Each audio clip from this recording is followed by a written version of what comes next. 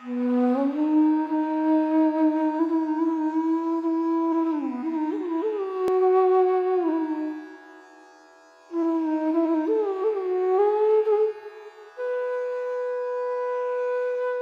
गणेशाय नमः। ओम श्री सरस्वत्यै नमः। ओम श्री गुरुभ्यो नमः। सदाशिवसमारम्भां शंकराचार्यमध्यमाम् अस्मदाचार्यपर्यन्तां वन्दे गुरुपरम्परां। श्रुतिस्मृतिपुराणानाम् आलयं करुणालयं नमामि भगवत्पादं शङ्करं लोकशङ्करम्। शङ्करं शङ्कराचार्यं केशवं बादरायणं सूत्रभाष्यकृतौ वन्दे भगवन्तौ पुनः पुनः। समस्तजनकल्याणे निरतं करुणामयं नमामि चिन्मयं देवं सद्गुरुं ब्रह्मविद्वरम्। नमः श्री शङ्करानन्द गुरुपादाम्बुजन्मने सविलास महामोह ग्राहग्रासैककर्मणे।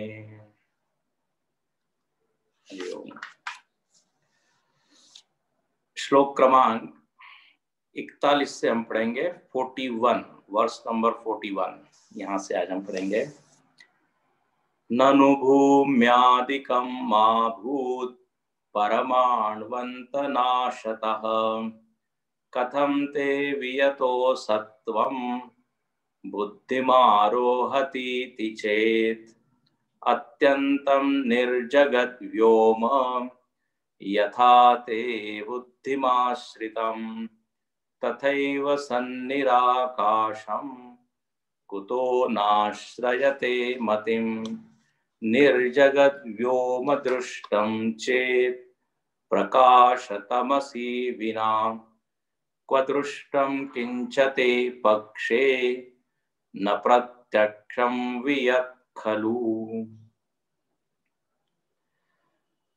उपनिषद का जो वाक्य है सदैव सौम्य इदमग्र आसीत् एकमेवाद्वितीयम्, इस वाक्य को समझने के लिए विद्यारण्य स्वामी जी यहाँ पर इस प्रकरण के माध्यम से हमारा चिंतन करवाते हैं। तर्क से ये सिद्ध करते हैं कि जो श्रुति ने कहा है वो बिल्कुल सत्य है। श्रुति की घोषणा परम सत्य है, लेकिन यदि हमको समझ में नहीं आ रही है तो बोले आप युक्ति का सहारा लीजिए, तर्क का सहारा लीजिए और उसमें निष्ठा प्राप्त कीजिए। तर्क केवल सिद्ध वस्तु को समझने के लिए होता है। तर्क के द्वारा वस्तु सिद्ध नहीं होती, बल्कि जो सिद्ध वस्तु है वो हमको स्वीकार हो जाती है, हमको समझ में आ जाती है। तर्क के द्वारा भगवान को सिद्ध नहीं किया जाता। भगवान क्या, भगवान का अस्तित्व क्या तर्क के ऊपर अवलंबित है, आश्रित है? हाँ, तर्क केवल मदद करेगा भगवान के अस्तित्व को जानने में। तो यहाँ पर विविध तर्क, विविध प्रकार के जो मत है, जो अद्वैत को मानने में हिचकिचाते हैं, अद्वैत का निषेध करते हैं, जिनकी बुद्धि अद्वैत तत्व में प्रविष्ट नहीं हो पाती, तो ऐसे सब लोगों के माध्यम से हम लोगों का मनन कराते हैं। एकमेवाद्वितीयम सत्य, ये परम सत्य है। अब इसको लेके लोगों के मन में प्रश्न है, दुविधा है, शंका है साधक को भी ये प्रश्न आ सकते हैं। यहां पर ही जितने पूर्व पक्षी है वो जोर लगा के ये सिद्ध करना चाहते हैं कि अद्वितीय नहीं है, द्वैत है। अब वो द्वैत चाहे जो हो, काल हो या देश हो या आकाश हो या शून्य हो, बट केवल वन विदाउट अ सेकंड जो आप ये बोल रहे हैं, ये नहीं। पूरा बलपूर्वक सिद्ध करने का प्रयत्न कर रहे हैं कि किसी न किसी को तो मानना पड़ेगा आपको। लेकिन विद्यारण्य स्वामी जी भी पक्के हैं। वो इन प्रश्नों के तूफानों में बिल्कुल अचल अडिग खड़े हैं। वो कहते हैं आने दो, कितने प्रश्न हैं। वो कहते हैं ना, गुरुणापि न विचाल्यते यस्मिन् स्थितो न दुःखेन। ज्ञानी व्यक्ति का वर्णन कहा कि कितने भी दुख आ जाए वो विचलित नहीं होता। ऐसे यहां पर प्रश्नों से अपनी स्थिति को वो बदलते नहीं है, बल्कि ऐसा सिद्ध कर देते हैं कि उसको स्वीकार करना पड़ता है। तो हमने देखा कि शून्यवादी ने सिद्ध करने का प्रयत्न किया कि सत नहीं था, शून्य था। किसी ने कहा काल था, क्योंकि टाइम का वहां उल्लेख है, तो उसका भी उत्तर उन्होंने दिया। फिर कल हमने देखा, कोई कहता है सत वस्तु तो थी ही, लेकिन उसके साथ आपको आकाश को भी मानना चाहिए, क्योंकि बिना आकाश के कोई वस्तु टिकती नहीं, रुकती नहीं। आश्रय चाहिए, तो आश्रय के रूप में सबसे बड़ा आश्रय कौन है? आकाश। इतने बड़े बड़े ग्रह, नक्षत्र, तारे, सितारे, आकाश गंगा, आखिर ये सब कहां दिख रही है? आकाश में। तो akash is a very good support. तो सत के लिए भी आकाश को यदि हम मान ले तो उसमें कोई दिक्कत नहीं है। ये वैशेषिक लोगों का मत है, कल हमने इस पर चर्चा की थी। उनके अनुसार प्रलय काल में भी आकाश रहता है, स्पेस रहता है, बाकी सब चीजें परमाणु रूप में रहती है।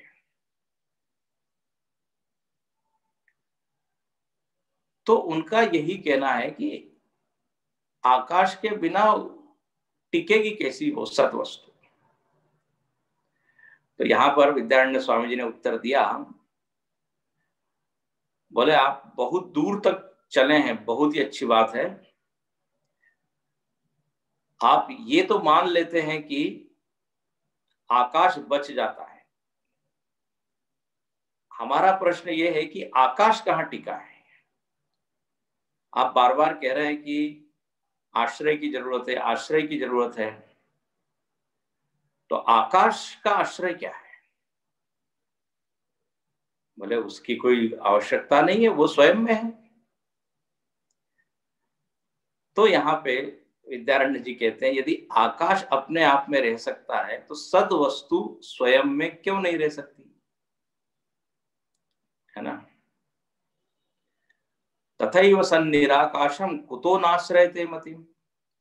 तुम्हारी बुद्धि में ये तो आ गया कि सब कुछ खत्म हो जाता है, आकाश रहता है, तो थोड़ी और बुद्धि लगाओ, तो आकाश को भी विलीन कर दो। बोले आकाश विलीन करेंगे तो वो सद वस्तु रहेगी कहां? बोले आपका आकाश भी बिना किसी आश्रय के रह रहा था, सद वस्तु भी रह जाएगी। अब देखो यहाँ पे ये बहुत ही टेक्निकल पॉइंट वैसे तो है, लेकिन अपने व्यवहार में भी आप देखते हैं, अनजाने में हमने ये मान लिया है, ध्यान सुनना ध्यान से, कि आत्मा को या सत्य को शरीर का आश्रय चाहिए। या किसी न किसी का आश्रय चाहिए। कभी हमने इस पर चिंतन नहीं किया कि आकाश है क्या। जैसे पहले हमने समय की बात की, समय क्या है इस पे न विचार करके हम समय में हैं ये मान लिया। जैसे उपदेश सार में शंकर भगवान रमण महर्षि ने बहुत अच्छी बात कही। बोले हम कहते हैं हमको मन परेशान कर रहा है, मेरा मन अशांत है, मन में सारी समस्याएं हैं। वो कहते हैं आपने मन के सत्ता को पहले ही मान लिया और अब पूछ रहे हैं कि मन की समस्या का समाधान क्या है। हमारे हिसाब से सबसे बड़ी समस्या तो ये है कि मन क्या है इसको जाने। मन को जानोगे तो वहां लिखते हैं मानसम तु किम मार्ग आर्जवात नैव मानसम, मानसम तो कि मार्गणे कृते। जब आप मार्गण करोगे, चिंतन करोगे मन क्या है, तो नैव मानसम, मन रहेगी ही नहीं कि मन नाम की कोई चीज। लेकिन अब पहले ही हमने मान लिया कि मन एक सत्य वस्तु है। ऐसे यहां पर आकाश में आत्मा है ये मान लिया, स्पेस में चैतन्य है ये मान लिया, ये त्रुटिपूर्ण है, इसमें गलती है। देखिए नियम यहाँ पे ये है कि जो सूक्ष्म होता है ना वो स्थूल का आधार होता है। तो समझाते हैं, देखो आप लोग पृथ्वी जल वायु इत्यादि को आश्रित मानते हो आकाश में, क्यों? बोले क्योंकि आकाश सूक्ष्म है। मतलब नियम ये निकला कि सूक्ष्म जो है वो स्थूल का आधार होता है। तो कहा कि जो सद वस्तु है वो तो आकाश से भी सूक्ष्म है, तो वो क्यों नहीं आधार बनेगी आकाश की भी, और उसको फिर आकाश की आवश्यकता क्यों है? आकाश क्या है, देखो इस पे विचार कर लेना चाहिए। पंच तत्वों में से आकाश एक है, एक तत्व। शब्द गुणकम आकाशम, शब्द गुण है उसका, और उसकी परिभाषा दे दी गई दैर्घ्य विस्तारे संवित। संवित मतलब ज्ञान, एक विस्तार की एक वृत्ति बनती है, एक व्यापक चीज है जिसमें कोई वस्तु नहीं है लेकिन वो है। और उसमें सारी चीजें हैं, ग्रह नक्षत्र इत्यादि। और ध्यान से सुनना, इस आकाश की भी वृत्ति बनती है। Mind takes form of space, आकाशाकार वृत्ति बनती है, उसका संस्कार भी पड़ता है। बोले कैसे कह रहे हैं आप स्वप्न में आकाश को देखते हैं कि नहीं? स्वप्न में खाली जगह देखते हैं कि नहीं? और वहां रास्ता है, पेड़ पौधे है, सूर्य है, चंद्र है। और स्वप्न मतलब क्या है? संस्कारों की ही अभिव्यक्ति है। तो वहां यदि आकाश हमको दिख रहा है तो इसका मतलब आकाशाकार वृत्ति जागृत में बनी, नहीं तो स्वप्न में आप नहीं देख सकते। टाइम का भी एक आकार बनता है, इसलिए स्वप्न में भी हमको समय की अनुभूति होती है। और स्वप्न तो संस्कार का ही प्रकट रूप है। तो आकाश एक तत्व है और उसकी वृत्ति बनती है, वो परम सत्य कैसे होगा? सूक्ष्म है, ठीक है, स्वीकार है हमको, चारों महाभूतों का आधार देता है, वेरी गुड। लेकिन अब ये भी तो समझिए कि उससे भी एक सूक्ष्म एक है। और आप यदि ये कह रहे हैं कि ये सत कैसे रह सकेगा, तो आपका आकाश यदि बिना आकाश के रह सकता है, बिना आधार के, तो सत क्यों नहीं? और दूसरी जो आपके मत में एक थोड़ा आपको सुधार करना चाहिए, आप कह रहे हो कि जगत के बिना आकाश रहता है, ये आपने कहा। तो बोले इसको भी जरा ठीक से देख ले। आकाश का जो अनुभव होता है वो बिना प्रकाश और अंधकार के नहीं हो सकता। कल इस पे हमने चर्चा की। हम कहते हैं ये आकाश है, तो ये मतलब क्या? प्रकाश है, प्रकाश में वस्तु है और रिफ्लेक्टेड लाइट अपने हाथ में आता है और वो डिस्टेंस, एक उसमें दूरी है, उसका हमको ज्ञान होता है। तो सब मिला के हमको आकाश का ज्ञान होता है। प्रकाश को हटा दीजिए तो ज्ञान नहीं होगा आकाश का। बहुत बड़ी खोज है ये, अंधकार या प्रकाश। और अंधकार और प्रकाश, ध्यान से सुनना, दोनों जगत की वस्तु है। तो आप कह रहे हैं ना निर्जगत व्योम दृष्टम, नॉट पॉसिबल। प्रकाश तो जगत की चीज है, सूर्य चंद्र सब जगत की चीज है। तो क्व दृष्टम किंचते पक्षे न प्रत्यक्षम वियत खलु। इसलिए आकाश प्रत्यक्ष नहीं है जो आप कह रहे थे। इसलिए आकाश मानने के बजाय आकाश से सूक्ष्म जो तत्व है वही मानना पड़ेगा। वो कहीं ज्यादा सत्य है। आप बहुत सत्य के निकट पहुंचे हैं, नो डाउट।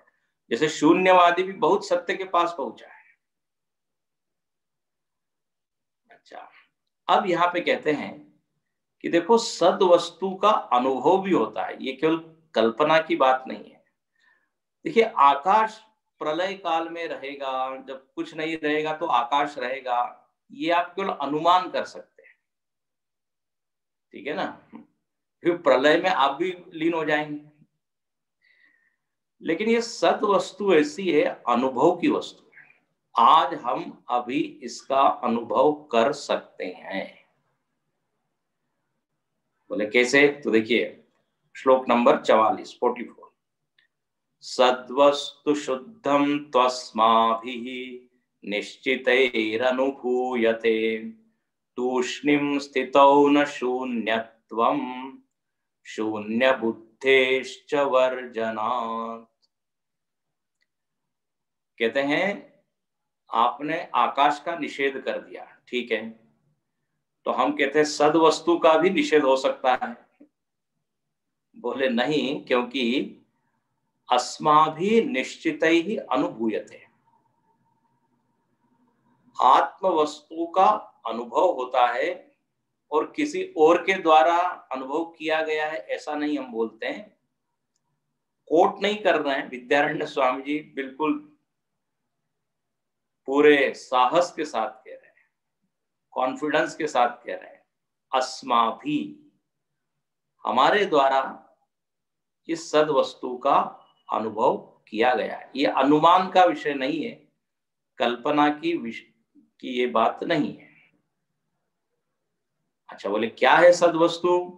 तो कहा शुद्धम, सद वस्तु शुद्धम है। और शुद्धम का अर्थ भेदत्रय विवर्जितम, जहां पर भेदत्रय नहीं है। अब आप ये मत पूछिए कि भेदत्रय क्या होता है, ये अब हम अपेक्षा नहीं करते आपसे, अब आपको ही मालूम ही होगा। सजातीय विजातीय स्वगत भेद। तो शुद्ध मतलब जहां कोई दूसरी चीज मिली हुई नहीं है उसको कहते शुद्ध है ना। हम कहते हैं दूध अशुद्ध हो गया, पेट्रोल अशुद्ध हो गया, मतलब क्या? स्वयं के अलावा एक और चीज उसमें डाल दी, वायु प्रदूषित हो गई। तो सद वस्तु शुद्धम। अच्छा, बोले ये सद वस्तु का अनुभव आप कह रहे हैं हुआ, कब हुआ? तो कहते तूष्णीम स्थितौ, जब तूष्णी स्थिति का अनुभव होता है तो सद वस्तु का अनुभव होता है। तूष्णी स्थिति मतलब क्या? तो तूष्णी स्थिति मतलब जहां प्रपंच का पूरी तरह अभान है, भान बिल्कुल नहीं है प्रपंच, उसको वेदांत की भाषा में कहते हैं निर्विकल्प समाधि। किसी भी तरह की कल्पना नहीं, किसी भी तरह की वृत्ति नहीं, जगत का पूरी तरह वहां ज्ञान भान नहीं। वो है तूष्णीं स्थिति। तो इस तूष्णीं स्थिति में क्या रहता है? सद वस्तु शुद्ध, कोई चीज उसमें मिक्स नहीं है।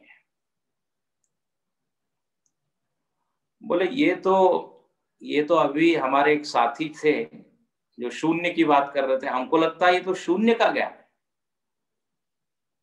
कि प्रपंच का अभाव हो गया तो बचा क्या फिर? शून्य।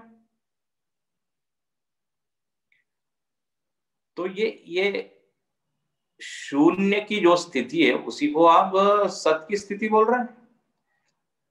आप बोल रहे हैं सत मतलब क्या? जहां प्रपंच का अभाव हो गया या अभान हो गया,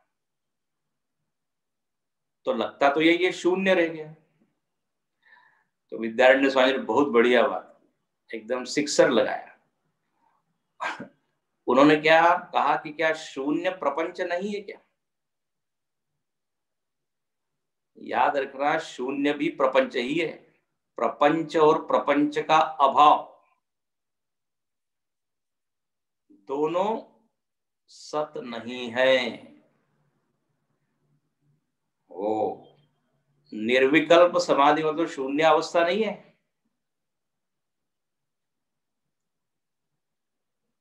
निर्विकल्प समाधि में सत सत सत एक वस्तु है, केवल है, भेदत्रय रहित। तो कहते न शून्यत्वम, क्योंकि शून्य की भी क्या है? एक वृत्ति बनती है। ध्यान से सुनना, शून्याकार बुद्धि बनती है। और यहां तो न तो बुद्धि है न बुद्धि वृत्तियां हैं। जैसे अन्य वृत्तियां शांत हो गई है, वैसे ही शून्य बुद्धि भी शांत हो गई है। इसलिए विद्यारण्य स्वामी जी कहते हैं तूष्णीं स्थितो न शून्यत्वम शून्य बुद्धेश्च वर्जना। मतलब च शब्द लगाया, चकार लगाया है। जैसे अन्य वृत्तियां वहां नहीं रहती, जगदाकार वृत्ति, वैसे ही शून्याकार वृत्ति भी नहीं रहती। इसलिए निर्विकल्प समाधि जो वेदांत की है वह शून्यावस्था नहीं है।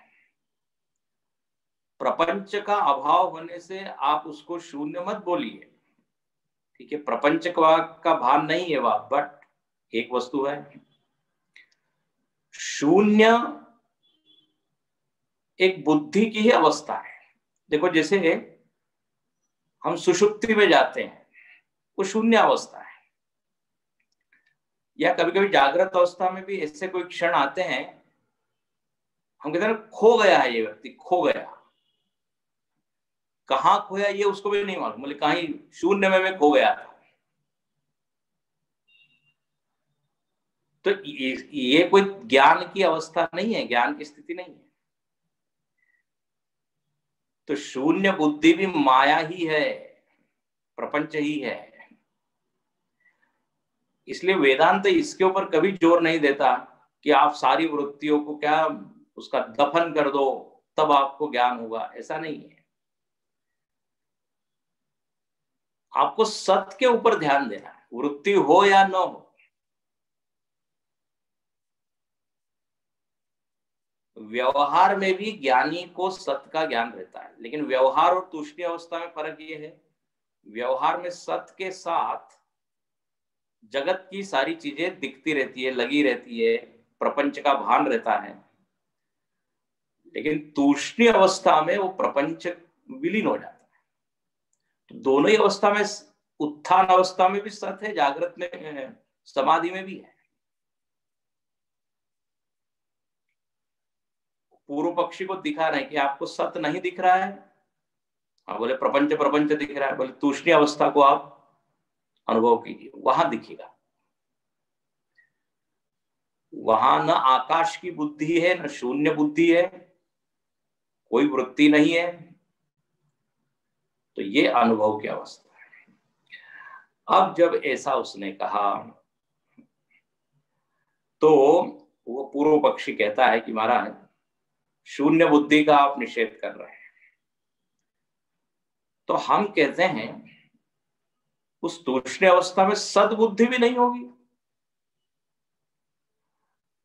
अब हमारा तो फटाफट उड़ा रहे हैं, ये नहीं है, नहीं है, अपने आप को बचा रहे हैं, तो हम कहते हैं सद्बुद्धि भी नहीं होगी। इसलिए देखिए अगला श्लोक 45 सद्बुद्धिरपि चेत् नास्ति। देखिए इसको पढ़ते हैं। सद्बुद्धिरपि चेन्नास्ति मास्त्वस्य स्वप्रभत्वतः निर्मनस्कत्वसाक्षित्वात् सन्मात्रं सुगमं नृणाम्। आप कह रहे हो वहां कोई बुद्धि नहीं है, शून्याकार बुद्धि नहीं है। अगर ऐसी स्थिति है, चेत चेत मतलब यदि आप ऐसा कह रहे हो, तो सद्बुद्धिरपि नास्ति, सद्बुद्धि भी नहीं है। तो वेदांती ने कहा मांस्तु, न होने दो। हम कहां कह रहे हैं सद्बुद्धि वहां होनी चाहिए? बोले आप मना कर रहे हो, आपको तो सत से बड़ा प्रेम है, आप सद्बुद्धि का निषेध करने को स्वीकार कर रहे हैं। बोले बिल्कुल, मास्तु, सद्बुद्धि न हो गए। बोले फिर इतने देर से आप सत सत का झंडा गाड़े हुए हो और अब सद्बुद्धि को मना कर रहे हो। तो बोले सद्बुद्धि यदि वहां नहीं रहेगी, सदाकार बुद्धि, आत्माकार बुद्धि, ब्रह्माकार बुद्धि, तो ज्ञान कैसे होगा? आप जिस सत्य की बात कर रहे हो उसका ज्ञान कैसे होगा? बुद्धि वृत्ति यदि नहीं होगी, सदाकार बुद्धि, तो आचार्य कहते हैं स्वप्रभत्वतः। बोले सत को जानने के लिए बुद्धि वृत्ति की जरूरत नहीं है। ध्यान से सुनना है, बहुत महत्वपूर्ण पॉइंट है। स्वयं प्रकाश है, स्वप्रभत्वतः। ये शून्य की तरह नहीं है। शून्य को जानने के लिए तो बुद्धि चाहिए। शून्य बुद्धि है, आकाश की बुद्धि है, जो भी काल की बुद्धि है, उसको जानने के लिए सत चाहिए, क्योंकि वो सारी चीजें जड़ है। लेकिन सद वस्तु तो स्वयं प्रकाश होने से स्वप्रभत्वतः वृत्ति की जरूरत उसको नहीं है ना? ये बढ़िया बात। देखो अभी तक सत को अस्तित्व अस्तित्व के रूप में बोल रहे थे, अब पहली बार यहाँ पे सत को बोल रहे हैं वो कि वो चिन्मय रूप है, चिद रूप है, कॉन्शियसनेस। अभी तक एग्जिस्टेंस एग्जिस्टेंस बोल रहे थे, अब कह रहे हैं केवल एग्जिस्टेंस नहीं है, वो प्रकाश रूप है, जड़ नहीं है, चेतन रूप है। और इसलिए बिना वृत्ति के, बिना बुद्धि के हम जानते हैं। वो कोई बुद्धि के आगे गिड़गिड़ाने की हमको कोई जरूरत नहीं। अरे बुद्धि तुम रहो तभी हमको ज्ञान होगा, बल्कि बुद्धि इज डिपेंडेंट ऑन सत, ऑन चेतन। देखो ये उत्तर सुन के उसको आश्चर्य लगा कि सद्बुद्धि न हो तो चलेगा। उसको क्या लग रहा था कि नहीं नहीं, सद्बुद्धि तो लगेगी, चाहिए, लेकिन इदमास नॉट नीडेड। और कहते हैं इस सत वस्तु का, स्वयं प्रकाश वस्तु का ज्ञान व्यक्ति को होता है। अभी जैसे तूष्णी स्थिति को के लिए कहा, आप कहते हैं निर्मनस्कत्व। जब मन बिल्कुल निर्मनस्क हो जाए, मन जब पूरी तरह तत्व में विलीन हो जाए, तो हमको इस स्वप्रकाश चैतन्य का अनुभव होता है। और साक्षित्वात् सन्मात्रम सुगमम नृणम्। ये स्वयं प्रकाश जो चैतन्य है, ये कैसा है? साक्षी है, शून्य का भी साक्षी है। हम आपसे बार बार यही पूछ रहे थे पीछे कि शून्य है, शून्य है, आप कह रहे हैं तो शून्य है, तो उसको जानेगा कौन? ससाक्षी का कि बिना साक्षी का है? तो साक्षी कौन है उसका? सत है। साक्षित्वात् सन्मात्रम, परम सत्य क्या है? वो सन्मात्र है, चिन्ह मात्र है। इस सत्य को जानने के लिए कोई वृत्ति बनाने की जरूरत नहीं है। शून्य को तो तब जानेंगे जब शून्याकार वृत्ति बनेगी, आकाश को तो तब जानेंगे जब आकाशाकार वृत्ति बनेगी। जरा आप ये बताइए, बिल्कुल प्रैक्टिकल बात, मैं हूं ये जानने के लिए कोई वृत्ति की जरूरत है क्या? हाँ, नहीं नहीं, पहले जरा वृत्ति बनाता हूं मैं। हाँ, आत्माकार वृत्ति, अहमाकार वृत्ति, फिर मेरे को मालूम पड़ेगा मैं हूं कि नहीं। हास्यास्पद बात है। तो यह सद वस्तु not only existent but self effulgent, स्वयं प्रकाश है। इसलिए कोई वृत्ति की अपेक्षा नहीं। और जब मन निर्मनस्क हो जाए, देखो निर्मनस्क का मतलब हो जाए मन बिल्कुल निरुद्ध हो जाए, तब आपको एकदम शुद्ध शुद्ध चैतन्य का अनुभव होगा। मन के ऊपर ध्यान न देकर मन के साक्षी के ऊपर यदि आप ध्यान दे तो वही निर्मनस्क स्थिति है। ध्यान से सुनना, मन के ऊपर ध्यान न देके मन के साक्षी के ऊपर ध्यान दे तो ये निर्मनस्क, चेष्टा रहित मन, जहां मन की कोई हलचल नहीं है। ध्यान से सुनना, एक बहुत बढ़िया बात है, जब हम मन की ओर ध्यान देते हैं ना, तभी वो मन थोड़ा हलचल करता है, क्रिया करता है, और हमको मालूम पड़ता है मन नाम की चीज है। जैसे इंद्रिय जो है, इंद्रियों की सत्ता कब मालूम पड़ती है मालूम है? जब किसी विषय के संपर्क में आती है, नहीं तो इंद्रिय है इसका ज्ञान ही नहीं होता।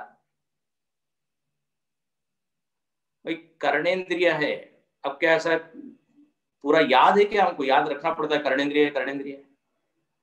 जैसे ही शब्द को सुनते हैं तो भान होता है हाँ मेरे पास कान है। या फिर जैसे सर्दी खांसी हो जाती है तब मालूम पड़ता है मैं श्वास ले रहा हूं, नहीं तो ज्ञात ही नहीं। ऐसे ही मन जब निश्चेष्ट है तब मन का अनुभव हमको होता ही नहीं, लगता ही नहीं। इसको निरुद्ध कहते हैं। तो कहते हैं ऐसे इस स्थिति में ये सत का ज्ञान हो जाएगा। मन नहीं है फिर भी मैं हूं, अद्भुत बात है। वृत्ति नहीं है फिर भी मैं हूं। और इसी को अगले श्लोक में थोड़ा और बताते हैं, देखिए। मनोजृंभण राहित्ये यथा साक्षी निराकुलः मायाजृंभणतः पूर्वं सत्तथैव निराकुलम्। बोले जैसे मन का जब जृंभण नहीं होता, देखिए बहुत सुंदर बात है, मनोजृंभण राहित्य, जृंभण रहित जब मन है तो केवल साक्षी है और निराकुल, अकेला है, उसमें कोई द्वितीयता नहीं, अकेला साक्षी है जब मन का जृंभण नहीं है। बोले जृंभण क्या होता है? तो जृंभण मतलब मन का विस्तार। जुम्बन मतलब होता है खोलना, जैसे हम जमुहाई बोलते हैं ना, जमाई, यॉनिंग, उसको संस्कृत में कहते हैं जुम्बन। तो ऐसे ही मन जब अपना मुंह खोलता है, स्टार्ट होता है, अपना खेल शुरू करता है, तो फिर वो जृंभण की अवस्था है। और जब जृंभण नहीं है तो कैसा है मन? निर्मनस्क है। तो बोले ऐसे स्थिति में साक्षी निराकुल है, अकेला है। हाँ, बोले ठीक ऐसे ही माया जृंभणत पूर्वम सत्तथैव निराकुलम। बोले ठीक इसी तरह जैसे मन जब एकदम शांत है तब केवल साक्षी है। ऐसे ही जब माया का कुछ विस्तार नहीं है, माया का खेल शुरू नहीं हुआ है, माया का झमेला शुरू नहीं हुआ है, झंझट शुरू नहीं हुई है, तब सत कैसा है? निराकुलम। और उसी की चर्चा हम कब से कर रहे हैं। सदैव सौम्य इदमग्र आसीत। जब माया ने अपनी क्रीड़ा, अपना जादू,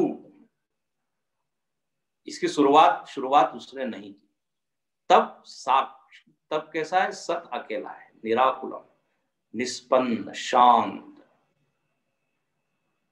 ओ, तो यहाँ पे बताया क्या कि हम अब इस सत का अनुभव अभी कर सकते हैं यदि हमारा मन जृंभण रहित हो जाए। प्रलय सृष्टि के पहले माया का कोई जृंभण नहीं था, तो निराकुलम सत। अब जब ये बात सुनी उस पूर्व पक्षी ने, तो उसने कहा वेरी गुड। बोले क्यों आप इतने खुश हो रहे हैं? बोले अब आपने धीरे से एक शब्द आप लाए हैं, माया। अभी तक तो आप बोल रहे थे एक सत के अलावा दूसरा शब्द ही नहीं सुना। अब धीरे से आप बोल रहे हैं कि एक माया उस समय नहीं थी, माया का जृंभण नहीं था। तो बोले ये माया क्या है, जरा बताइए फिर। देखो कैसा धीरे से, very smoothly is going to next. माया का जृंभण नहीं था, फैलाव नहीं था, तो ये माया कहां से आ गई? तो सत की बात आप कर रहे थे, तो क्या वो सत में माया भी छिपी हुई है क्या? अभी तक आपने उसके बारे में कुछ बताया नहीं। तो जरा आप बताइए। तो अब आप देखिए श्लोक क्रमांक 47 से आगे के कई श्लोकों तक माया की बात करते हैं,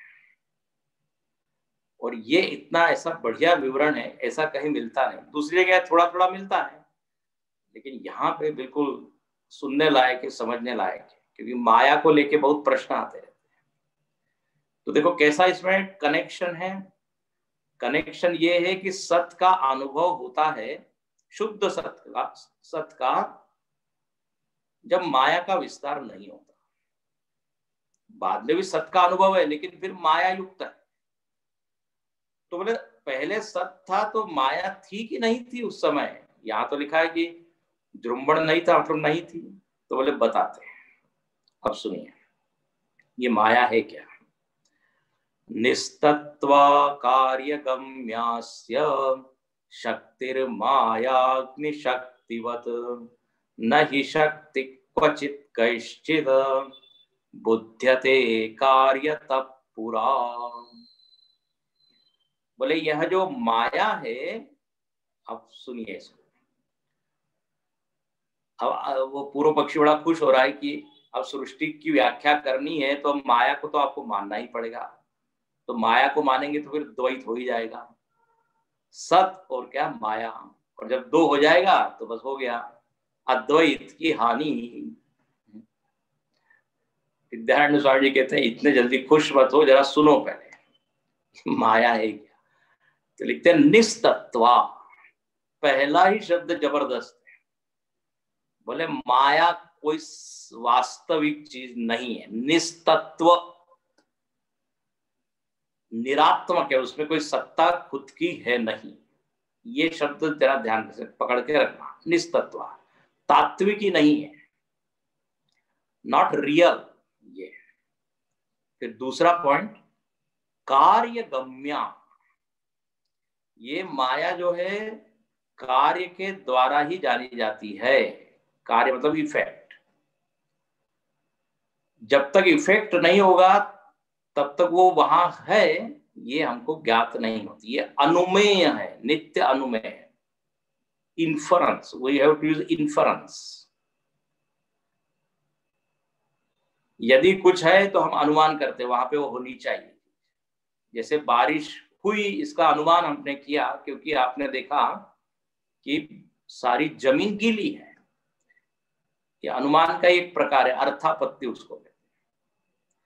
तो ये माया भी दिखती तो नहीं है, कार्यगम्य, कार्यानुमेया, विवेक चूड़ामणि में कहा। दूसरी चीज। और तीसरा यहाँ मतलब इसका मतलब है माया प्रत्यक्ष नहीं है, हाँ अनुमेय है, नित्य अनुमेय है, अनुमान करते हैं। फिर कहते हैं ये माया क्या है, शक्ति है। तीसरा पॉइंट, शक्ति ही माया। अच्छा शक्ति, यहाँ पे विद्यारण्य स्वामी जी गुण को नहीं लाते। प्राय आप लोगों ने, हम लोगों ने माया की क्या परिभाषा सुनी है कि ब्रह्माश्रयात्मिका, ब्रह्म पर जो आश्रित है, और त्रिगुणात्मिका, ऐसा वर्णन आता है तत्वबोध में। लेकिन यहाँ पे थोड़ा अलग से, इसलिए हमने कहा यहाँ पर बहुत सुंदर वर्णन है, शक्ति रूपिणी है माया। तो तीसरा पॉइंट, और कैसा उदाहरण, कोई उदाहरण दीजिए। अग्निशक्तिवत, जैसे अग्नि की एक शक्ति है ना, अग्नि शक्तिमान है, उसकी एक शक्ति है, उसको कहते हैं दाहक शक्ति। तो माया निस्तत्व है, वास्तविक नहीं है, ब्रह्म की ही एक शक्ति है, सत की ही एक शक्ति है, अस्य शक्ति, कार्यक्रम में अस्य शक्ति, अस्य कस्य, सतः, सत की। उदाहरण दृष्टांत अग्नि शक्तिवत, जैसे अग्नि शक्तिमान है और उसकी एक शक्ति है। अच्छा, बोले वाह, आपने तो बहुत बढ़िया, कॉन्ग्रेचुलेशंस, आपने एक माया को मान लिया। तो क्या तब से आप कह रहे हो एकमेवाद्वितीय? बोलना चाहिए कि सत्य में एक और चीज है, वो है माया, वो है शक्ति। क्यों नहीं बोल रहे हो आप, एकमेवाद्वितीय बोल रहे हो?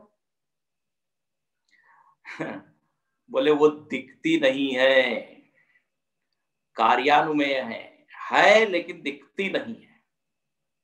जब तक, अभी कहा ना, जब तक संसार के रूप में प्रकट न हो, माया वहां है, दिखती नहीं है। इसलिए लिखते हैं, नहीं शक्ति क्वचित कैश्चित बुध्यते कार्यतः पुरा। कार्यतः पुरा, तो कार्य के पहले किसकी शक्ति कितनी है दिखती नहीं। जैसे कोई पहलवान भी ऐसा बैठा हुआ है उसमें कितनी शक्ति है ये तो तब मालूम पड़ेगा वो जब कुछ कुश्ती लड़ेगा, या जैसे वेट लिफ्टर होते कि नहीं, दिख तो रहा है बहुत लंबा चौड़ा है, लेकिन उसमें कितनी शक्ति है कब मालूम पड़ेगा, जब वो उठाएगा। तो कार्यतः पुरा, बिना कार्य के जान नहीं सकते। इसलिए बार बार हम कह रहे हैं एकमेवाद्वितीयम्। ओ, लेकिन हमको ये बड़ी खुशी है कि आपने माया को माना, मतलब द्वैत को माना। अभी वो आचार्य मुस्कुराते हैं,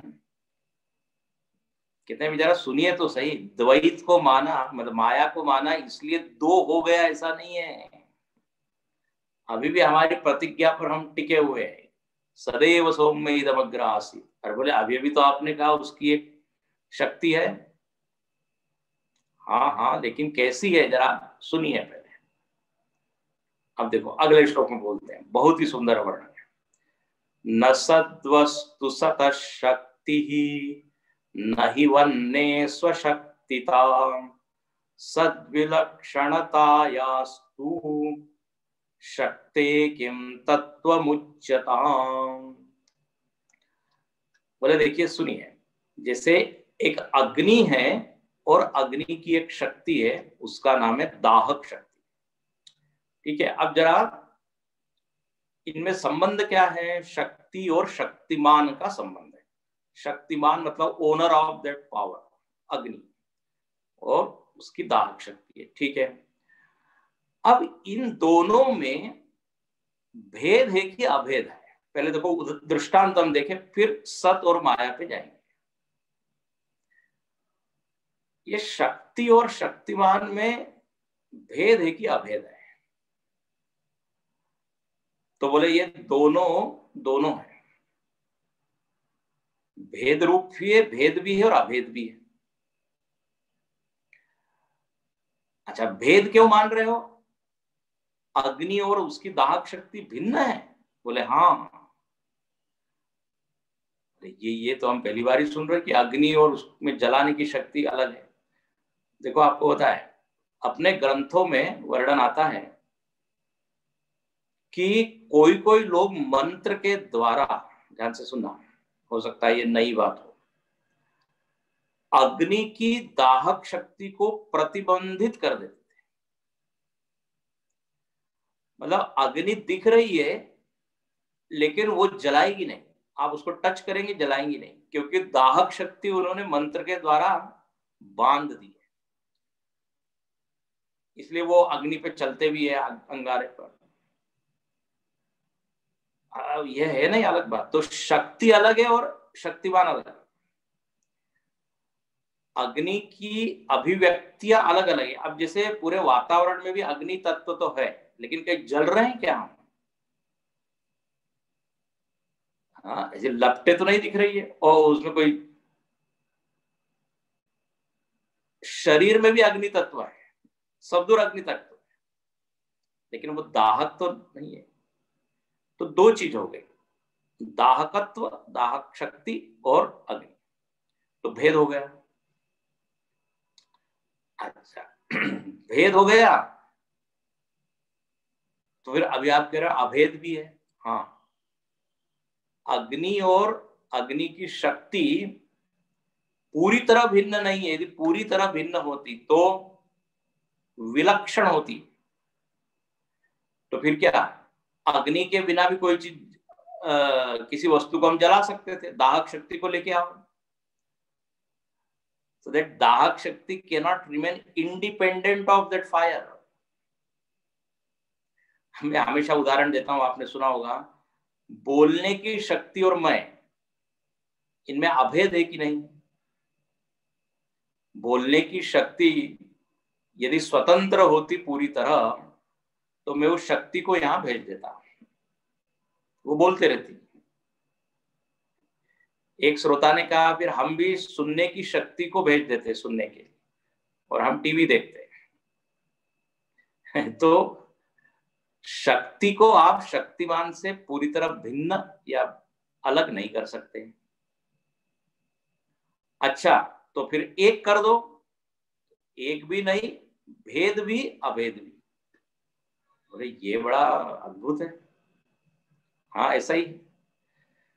तो ये जो माया है, ये माया भी सत से कैसी है? भिन्ना भिन्न। सत के लक्षण और माया के लक्षण एक जैसे नहीं है। ध्यान से सुनना है, बहुत महत्वपूर्ण बात। यदि माया और सत्य के लक्षण एक ही होते तो माया बोलने की अलग से जरूरत क्या होती है कि नहीं? उसके लक्षण अलग है, तभी तो एक नया शब्द आया है। तो यहां पर कहा कि यदि वह तत्व सत रूप है तो माया उससे विलक्षण है, अलग है, उसका लक्षण अलग है, तो वो असत है। ध्यान से सुनना, असत है, क्योंकि सत से विलक्षण विपरीत लक्षण या दूसरे लक्षण असत है। और फिर आप कह रहे हैं कि उससे अभिन्न भी है, मतलब एक ही लक्षण वाली है। अभिन्न कहने का मतलब यह है कि माया उस सत्य के बिना रह नहीं सकती। जैसे अभी हमने उदाहरण दिया, अग्नि की शक्ति अग्नि के बिना रह नहीं सकती, बोलने की शक्ति बोलने वाले के बिना अलग से रह नहीं सकती, तो पराधीन है, आश्रित है। इसलिए हम कह रहे हैं कि सत्य से माया अभिन्न है। अच्छा, पूरी तरीके अभिन्न बोल दे तो माया तो सतरूप हो जाएगी। और आपने पहला ही शब्द क्या डाला है? निस्तत्वा। माया कैसी है? निस्तत्व है। तो यही तो हम कह रहे हैं, माया सत्य पर आधारित है इसलिए अभिन्न है, लेकिन स्वयं की उसकी कोई सत्ता नहीं है, झूठी है। अभी हम देखेंगे कल असत शब्द का अर्थ क्या है, वास्तविक नहीं है, इसलिए सत्य के लक्षणों से भिन्न है। हो गया ना? अब इसमें एक थोड़ा कोई प्रश्न कर सकता है, बोले अग्नि और अग्नि की शक्ति, बस एक पॉइंट कर बोल के हम पूर्ण करेंगे। अग्नि और अग्नि की शक्ति, इनमें भेद है अभेद है, सलक्षण है और विलक्षण। अग्नि के बिना शक्ति नहीं रह सकती, लेकिन लोगों ने देखा है दाग शक्ति को बांधा है। तो इसमें क्या बात है, दोनों ही सत्य है, अग्नि और अग्नि की शक्ति। ध्यान से सुनना। जैसे उदाहरण देते, बाह है, भुजा है, ठीक है, हाथ है। हाथ और हाथ की शक्ति दोनों सत्य है ना, एक ही स्टेटस है कि नहीं उनका। जितना सत्य हाथ है उतनी ही सत्य उसकी शक्ति है। तो क्या आप भी ऐसे ही कह रहे हैं, जितना सच्चा सत्य है उतनी ही सच्ची माया है? देखो उसने एकदम पकड़ा। आप उदाहरण दे रहे हो अग्नि और अग्नि की शक्ति का, बोथ एंजॉय सेम स्टेटस। इसको अच्छे से बोले, व्यावहारिक सत्य है दोनों, अग्नि और अग्नि की शक्ति। कोई भी आप शक्ति देखिए, शक्ति और शक्तिमान दोनों एक ही स्टेटस के होते हैं। तो सत और माया यदि अग्नि और अग्नि की शक्ति की तरह है, तो फिर तो क्या हो जाएगा, जितना सच्चा सत उतना ही सत्ता, उतनी सच्ची कौन माया। तो तब तो द्वैत हो गया बढ़िया से। अब तो दो चीज हो गई, विजातीय भेद हो गया। सत नाम की एक चीज है, उससे विलक्षण एक चीज है कौन, माया।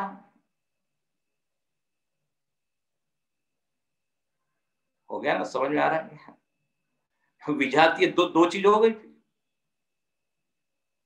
जैसे भुजा और भुजा की शक्ति, तो यहां पर कल बताएंगे हम, सत और माया दोनों एक स्टेटस के नहीं है। सत पारमार्थिक सत्य है और माया प्राकृतिक सत्य है। जैसे आकाश और नीलिमा, sky and blueness of sky. और इसलिए दो चीज हम गिन नहीं सकते कि आकाश एंड ब्लूनेस, क्योंकि ब्लूनेस इज ओनली प्रतीत, इल्यूजन है, इसलिए वहां दो नहीं है। ठीक इसी तरह सत और आत्मा, सत और माया दोनों लगते तो हैं दो है दो है, ये दोनों व्यावहारिक सत्य नहीं है। एक पारमार्थिक सत्य है और एक प्राकृतिक सत्य है।